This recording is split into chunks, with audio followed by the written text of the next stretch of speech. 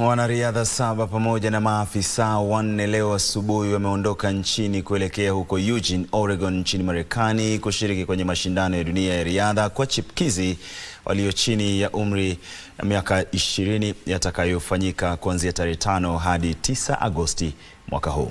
Kikosi hicho ambacho kimekuwa kambini katika mazoezi ya pamoja Kasarani tangu mapema mwezi uliopita kinajumuisha wanariadha 23, wavulana 12 na wasichana 11, huku kundi la pili likitarajiwa kuondoka nchini usiku wa leo. Miongoni mwa wanariadha walioteuliwa wapo washindi wa medali za mashindano ya Afrika kwa walio chini ya miaka 18 na 20, washiriki wa mashindano ya dunia ya mbio za nyika, washindi wa medali za mashindano ya bara Afrika pamoja na washindi wa medali za michezo ya chipukizi Afrika.